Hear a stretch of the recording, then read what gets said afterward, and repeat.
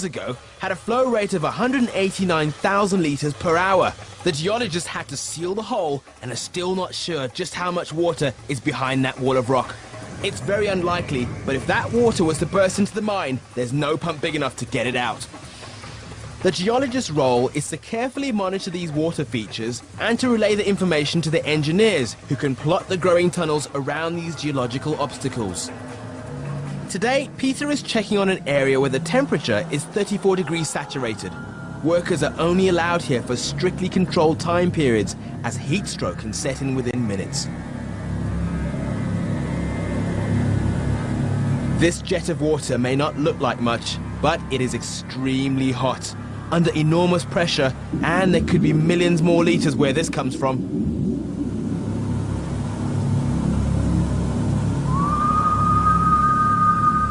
The geologist's task is an important one, a role that protects the lives of people like Solomon who work underground every day. It's the end of another day for Solomon in the deepest working mine in the world. For now, the water is under control, air is circulating well, and there are no earthquakes. At the moment, anyway. Movements of the earth are what all miners dread, but have to be prepared for. One of the biggest issues in terms of deep level mining is the behavior of the rock.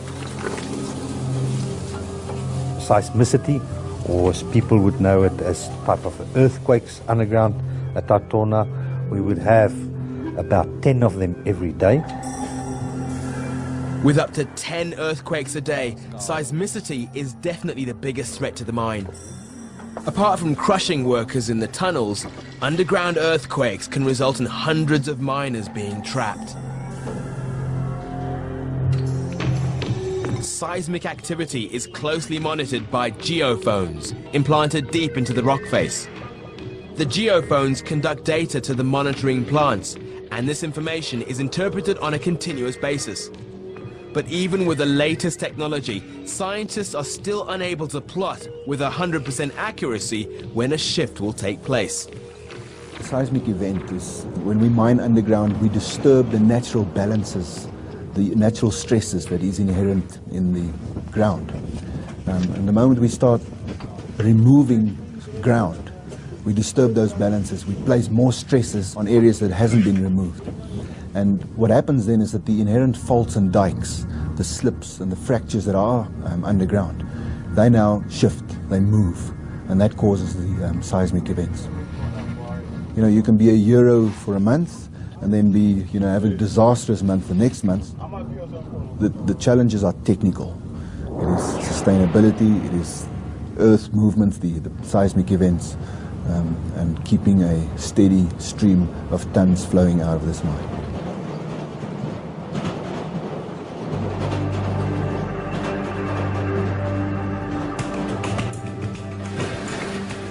TauTona processes over 140,000 tons of ore every month in order to yield just 1.6 tons of gold.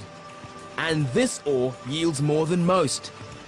The reef that TauTona mines has an incredibly high concentration of gold and is therefore regarded as one of the richest in the world. The ore is transported out of the mine using a complex system of hoppers, locos, and conveyors. Hard to imagine that this dull grey rock contains one of the world's most sought-after commodities. TauTona is one of the few mines in South Africa that is productive enough to remain open in spite of economic pressures. Science, technology, and a great deal of skill are at the core of the mine's success. TauTona has already exceeded all expectations, and in spite of all the logistical threats it faces, it's a megastructure with a future.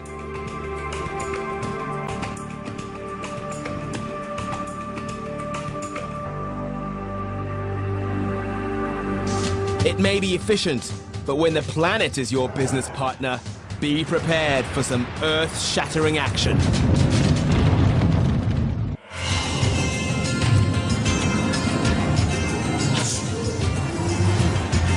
TauTona mine is the deepest working mine in the world. It is a complex matrix of tunnels, an exercise in logistical and engineering precision. The dangers of working 3.6 kilometers below the surface are immense. Seismic activity threatens to destroy 50 years of work every day. Mining at these levels is a dangerous business, but this megastructure is built to survive. Mining at the depths TauTona has reached is very different from any other form of mineral excavation. The reason why this mine operates so far below the surface of the Earth is because of the angle at which the gold reef descends.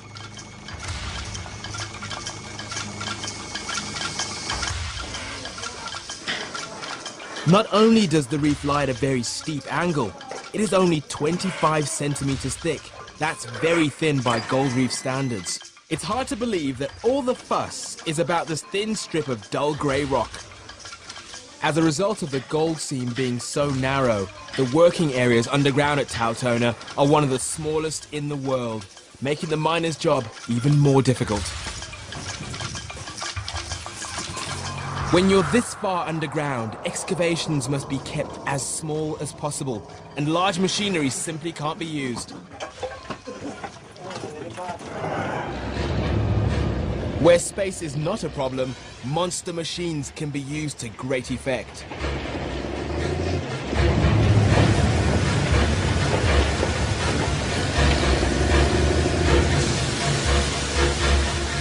Mponeng is TauTona's neighboring mine, where they use a completely different mining method. It's called trackless mining, and machines like these are commonplace. Unlike TauTona, the excavations are large with plenty of room for monster machines to maneuver.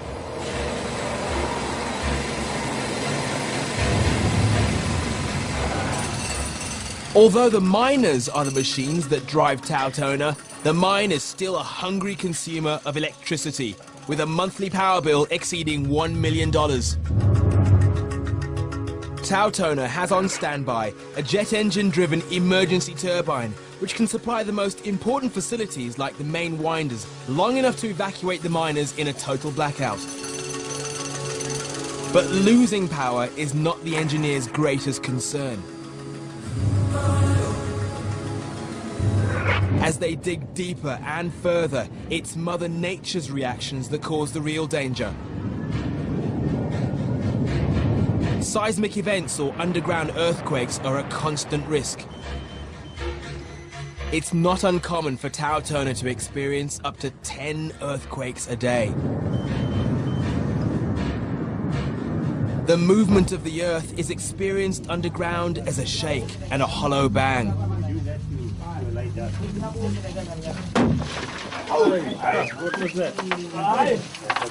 That was the real thing.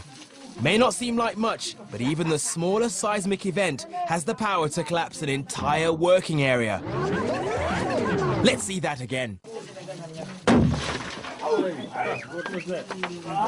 The sound you just heard is literally the cracking of the earth as pressure is released. Seismicity is a part of our life. I mean, in the 25 years that I've been in the mines, I've seen a lot of it. I've experienced a lot of it. I've physically been inside some of those events. I actually saw a rock face bursting. When I turned around and I looked at the face, which was very close to me, it was like it exploded. I remember the sound also that it made, and the dust and the fine dirt or broken ground that shot from the face. I remember how the people ran in fear. The area that we've been just 30 minutes before was totally closed. In fact, the area where I sat, there were major big rocks on top of it. And we were extremely lucky to come out of it alive. It takes a special breed to survive underground, and that doesn't only apply to the miners. Amazingly, in spite of all the dangers, TauTona has an underground ecosystem of its own. The primary inhabitants, apart from humans, are rats and cockroaches. Miners are used to them. They eat whatever they can find, including the food that miners bring underground, which is an energy pack called Morvite. There's no time or place for neat little lunch pails here, but the rats don't mind.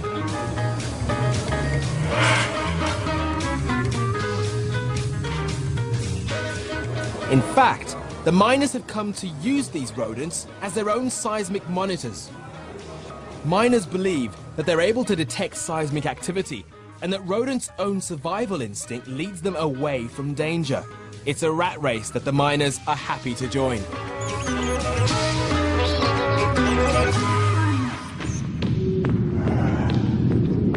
As the tunnels are blasted, supports must be put in place to prevent the rock above them from collapsing. The pressure down here is around 970 kilograms per square centimeter. That's almost 1 ton of pressure on an area the size of a stiletto heel. Supporting the tunnels is an ongoing priority. Amazingly, this job was done effectively by timber packs for years. But the timber dried out over time and became a serious fire hazard, sometimes combusting spontaneously.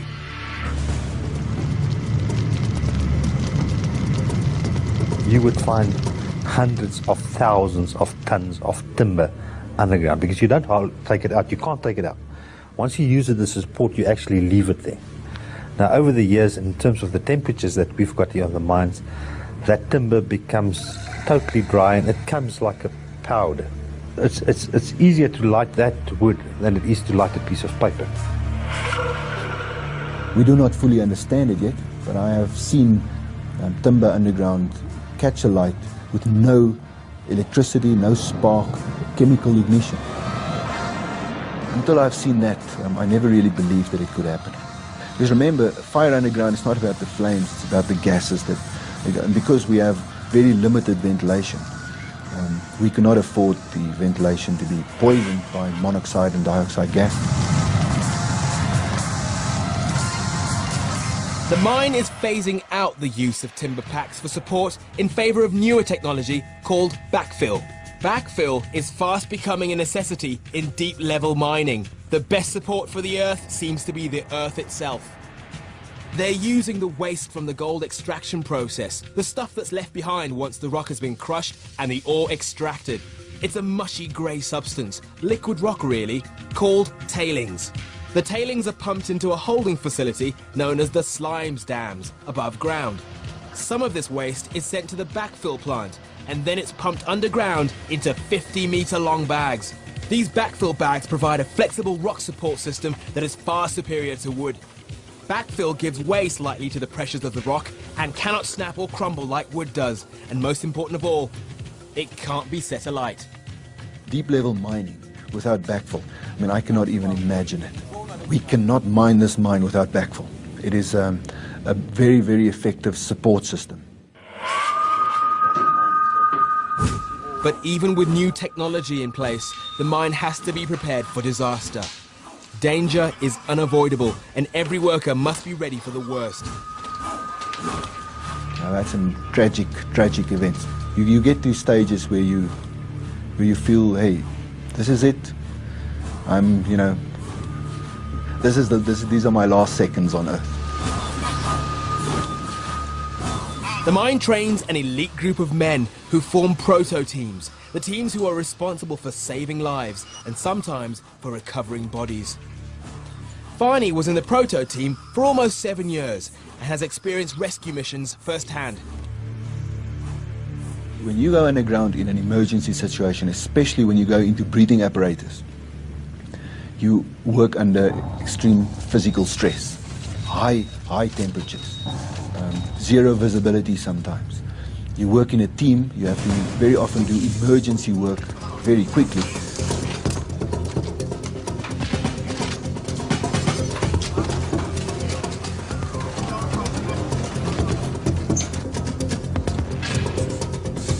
I have no doubt that our proto teams are the best trained fire brigadesmen in the world.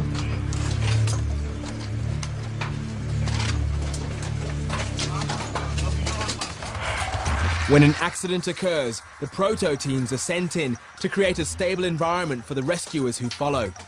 Their role is to assess and detoxify the environment and to fight fires. This often means creating new airways to expel gases and fumes and getting air to trap miners if possible. It's the proto teams who communicate with everyone above the ground, and decisions are made based on their advice. The proto teams receive intense training in situations where disasters are simulated. They are forced to endure heat, toxic atmospheres, and fire. TauTona's proto teams have a reputation for being amongst the finest in the industry and have been sent to other mines to assist when underground earthquakes and natural disasters have struck.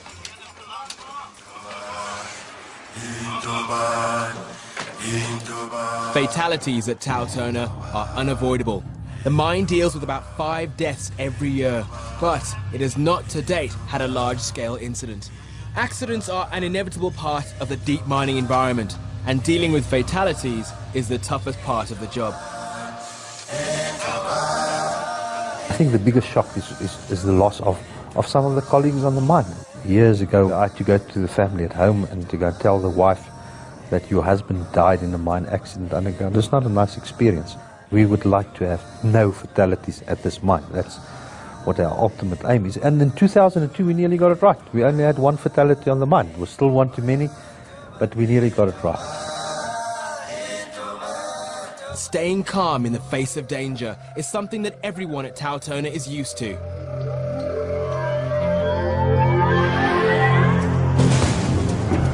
At 2 o'clock on this apparently quiet afternoon, a large seismic shift measuring 3.1 on the Richter scale occurred.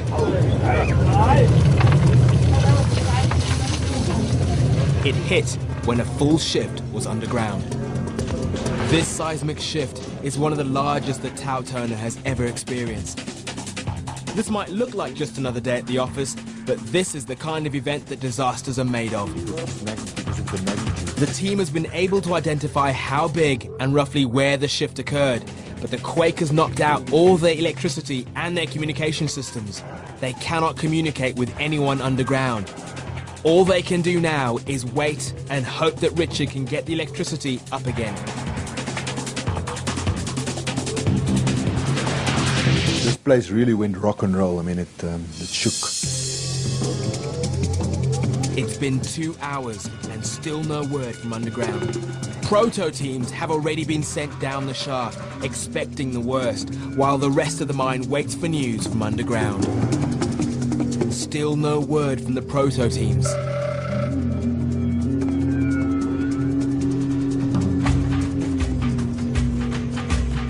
The electricity is up and running again. This means that the ventilation and cooling are back online. The communication systems are now working, and word spreads that even though the seismic shift was enormous, not one person was injured.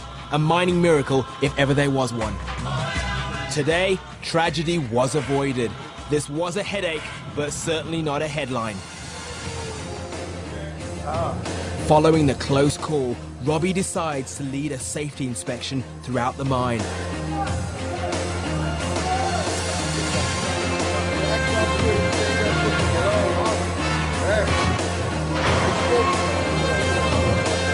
It will be a long night.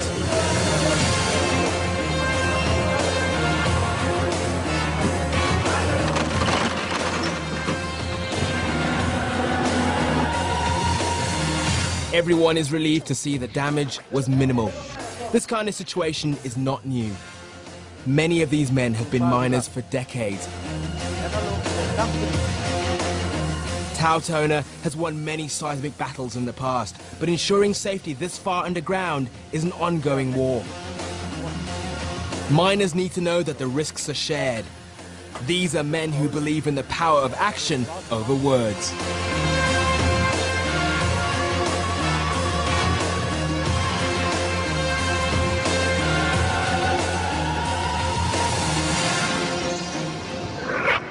Today has been tougher than most. It's important to keep up the morale of the guys who are going on shift. Those who aren't underground will sleep soundly tonight. For the miners on shift, it's business as usual. The gold diggers have targets to meet, and it's important for everyone to stay on track. Soon, work will begin on TauTona's new twin shafts, taking miners even further into the earth, below the current deepest 120 level. The Great Lion may have been challenged today, but he continues to lay claim to his domain. A domain that will soon include dark places never before visited by man. TauTona will soon be breaking new ground. TauTona is the world's deepest working gold mine, an underground matrix made up of over 800 kilometers of tunneling. This African megastructure was designed by visionary engineers and scientists over 4 decades ago and is the workplace of almost 5,000 people, all of whom fight the elements every day as they work 3.6 kilometers below the Earth's surface. In spite of constant dangers, TauTona will soon be taking deep-level mining to new extremes. TauTona is only 70 kilometers west of probably the most powerful commercial center in Africa, Johannesburg. The city has a population of over 3.2 million people and is aptly named Igoli, or Place of Gold. Without gold mines like TauTona, this thriving city would not exist. Johannesburg owes its heritage to those early prospectors and gold miners who risked their all. The city may not be paved with gold, but it is certainly built on it.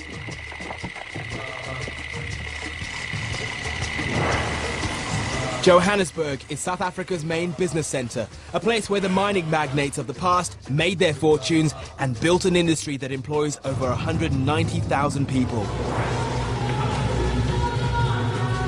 George Walker's early discovery took men to places they had never dreamt of. His prospecting methods were simple, but once the magnitude of his discovery was understood, engineers and scientists soon replaced the tools of the lone prospector. TauTona may be the deepest working mine on the planet, but it has barely scratched the surface of the Earth's crust, which on average is around 35 kilometers thick. The journey from crust to core is a staggering 6,400 kilometers. TauTona's creators were driven down into the depths of the earth, fueled by an appetite for gold and fired by the determination to venture into unknown territory. The gold seam that those early engineers were so determined to chase is still a rich resource. Soon, the mine will initiate an expansion program.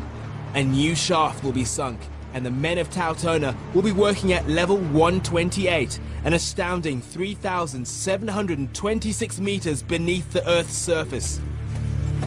Mining is a breaking operation. We continuously mine forward and open up new ground, boldly going down where no man has gone before. When the mine was first opened, its life expectancy was 49 years. But the expansion program will add another 10 years to the great mine's life and keep the gold pouring in. Many gold mines in South Africa have closed due to the economic realities of an unspectacular gold price. TauTona, however, is looking forward to a healthy future.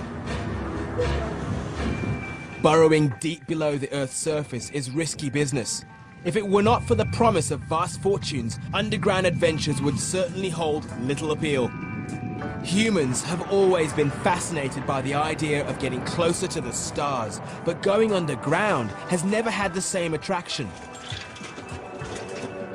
Gold, as it happens, is a critical component in space technology. It seems that even reaching for the stars requires the Midas touch.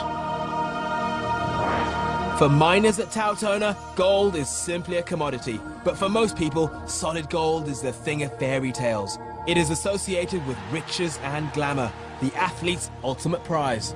Only a tiny percentage of an Olympic gold medal is actually gold, and yet it takes around half a ton of ore to produce the 6 grams of gold in just one of the prized medals, and more than 1 ton of rock to create a solid gold wedding band. Small wonder that going for gold means so much. There's so many things against success, but yet the human spirit is the one thing that pulls this mining industry through, and especially the people of this mine. The engineers and scientists who created the Great Line have won a race of their own. Their prize has become an engineering landmark. TauTona is a mighty megastructure with a great history and a rich future. A city of gold where men push the boundaries of science and continue to fearlessly challenge nature itself.